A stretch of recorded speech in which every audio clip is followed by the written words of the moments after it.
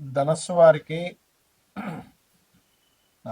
ఈ యొక్క 11 మార్చి నుంచి సప్తమ స్థానంలో గురువు వక్రత్యాగం అవుతుంది.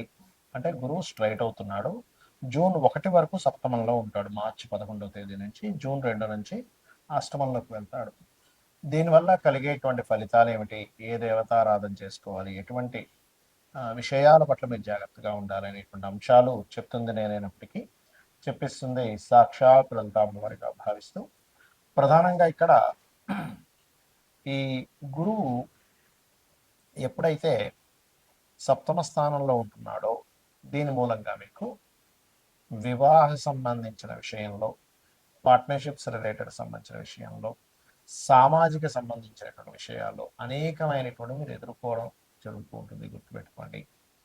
కాబట్టి ఇది ఏంటంటే కొంచెం ధనస్సు లగ్నం కానివ్వండి, ధనస్సు రాశి కానివ్వండి, వివాహ సంబంధాలు వస్తాయి కానీ స్ట్రెస్ ఉంటుంది. సామాజికంగా చాలా అవకాశాలు వస్తాయి, సమాజంలో కొన్ని కొన్ని మాట్లాడాల్సిన పరిస్థితి వస్తుంటుంది. పార్ట్నర్షిప్స్ వద్దన్నా సరే పార్ట్నర్షిప్ చేసుకోవాల్సిన పరిస్థితి వస్తూ ఉంటుంది. అది కూడా కొంతవరకు మీకు అంటే ఇక్కడ ఎలాంటి అవకాశము వస్తుంది, స్ట్రెస్ ఉంటుంది. కారణం ఏంటంటే అంటే గురువు తన స్వరూపాన్ని యాజ్ ఇట్ ఈస్గా ఉంటే ఏమీ అవ్వదు, కానీ తన స్వరూపం మారింది. ఇప్పుడు గుర్తుపెట్టుకోండి, గురువు యొక్క రాశిలో శని, శని యొక్క రాశిలో రాహు. అంటే గురువు శని రాహుతో ఉన్నాడు అక్కడ చెప్పాలంటే. ఇది డిస్పాజిటివ్ సిస్టమ్ అంటారు. అలాగే మీకు ఎప్పుడైతే జూన్ 2వ తేదీ నుంచి అష్టమంలోకి వస్తాడో ఇప్పుడు ఇక్కడ మీకు ఒక పాజిటివ్ ఇస్తాడు. ఏమిటి? ఫైనాన్షియల్ గ్రోత్ ఇస్తాడు. ఒకవైపు రెండో స్థానాన్ని చూస్తున్నాడు కాబట్టి ఒకవైపు తాతగారి ఆస్తికి సంబంధించింది, అందులో ముఖ్యంగా చేపల చెరువులు లాంటివి, లేకపోతే రొయ్యల చెరువులు లాంటివి, అంటే అసర్ట్ ఏదైనా సరే కొంచెం చెరువుల రూపంలో ఉండేటువంటి విషయాల మీద దాని ఎఫెక్ట్ పడుతూ ఉంటుంది. అదేవిధంగా కాస్త మీరు వాహనం మీద వెళ్ళేటప్పుడు కూడా కొంచెం జాగ్రత్తగా వెళ్తూ ఉండాలి. అష్టమంలో ఈ యొక్క గురువు శని రాహు ఎనర్జీస్తో ఉన్నాడు కాబట్టి ఇన్సూరెన్సెస్ విషయాల్లో ఆలస్యం అనేటువంటి చేయకూడదు. ఎందుకంటే ఒక్కోసారి మనం చూడండి, అయ్యో ఇన్సూరెన్స్ కట్టేస్తే అయిపోయేది, ఇంత పెద్ద నష్టం మనకు కలిగేది కాదు కదా అంటూ ఉంటాం. కాబట్టి ఆ కండిషన్స్ ఏంటి అవన్నీ చూసుకొని మీరు కట్టండి. మరియు దీంతో పాటు మీరు అర్ధాష్టం శని ఒకటి నడుస్తుంది కాబట్టి ఏదైనా ప్రాపర్టీ తీసుకునేప్పుడు కాస్త చూసి తీసుకోండి. నిత్యము కూడా లక్ష్మీ నరసింహస్వామి యొక్క ఆరాధన చేయండి. శని రాహు కేతు గ్రహాల దగ్గర దీపారాధన చేయండి. అన్ని విధాల మీకు బాగుంటుంది.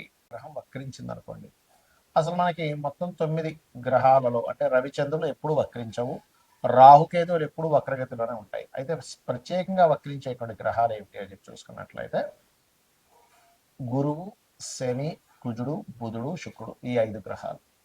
మన పర్సనల్ చార్ట్లో వక్రగతి చెందిన గ్రహానికి నాడీ ఆస్ట్రాలజీలో, భృగునంద నాడీ ఆస్ట్రాలజీలో ఒక విశేషమైనటువంటి అర్థం చెప్పారు. దానికి ఏమిటది? గురువు వక్రించాడు ఉదాహరణకి అంటే జీవుడు తను ఉన్న ప్రదేశం నుంచి మారుతాడు ఒకటి. రెండవది, తను ఏ రాశిలో ఉండి వక్రించి ఏ రాశి వైపు వెళ్తున్నాడో దాన్ని బట్టి కూడా రిజల్ట్ ఉంటుంది. ఏ గ్రహాన్ని వదిలిపెట్టి ఇంకే గ్రహంలోకి వెళ్తున్నాడు అనే దాన్ని బట్టి కూడా రిజల్ట్ ఉంటుంది. అక్కడ ఒక శుభగ్రహం ఉండి వదిలిపెట్టి పాపగ్రహం వైపు వెళ్తే ఇతను ఉన్న ప్రదేశం మారడం వల్ల, లేకపోతే కొన్ని వదిలేయడం వల్ల చాలా ఇబ్బంది పడతాడని అర్థం. అలా కాకుండా అంటే ఎలా అంటే ఇప్పుడు చూడ మనకి మంచి మనుషులను వదిలేసి అనవసరమైన దీంట్లో వెళ్తున్నాము అని చెప్పొచ్చు. ఏది? శుభగ్రహంతో ఉన్నటువంటి గురువు వక్రించి పాపగ్రహం వైపు వెళ్తాయి. అలా కాకుండా పాపగ్రహంతో ఉన్నటువంటిది వదిలేసి శుభగ్రహం వైపు వెళ్తున్నాడు అనుకోండి, మీ లైఫ్లో ఖచ్చితంగా కొన్ని ఇబ్బందులు ఏవైతున్నాయో పోయి మళ్ళీ మంచి టైం వస్తుంది అని కూడా చెప్పొచ్చు. అయితే జూపిటర్ వక్రగతి అనేటువంటి పాస్ట్ లైఫ్ అని చెప్తుంది. ఏ గ్రహమైన వక్రగతి అంటే పూర్వజన్మల్లో కొన్ని దేవతా సంబంధించినటువంటివి, గురు సంబంధించినటువంటివి, అదేవిధంగా స్పిరిచువల్ రిలేటెడ్ సంబంధించినవి, గురువు సేవ సంబంధించినవి కొన్ని మీరు పెండింగ్లో ఉన్నారు, అవి మీరు తీర్చుకోవడానికి ఈ జన్మ ఎత్తారు అనేటువంటిది మీరు అర్థం చేసుకోవాలి. ఇక అంటే ఎవరికైనా గైడింగ్ చేయడం అనుకోండి, టీచింగ్ చేయడం అనుకోండి, ఇవన్నీ కూడా అనుకోండి.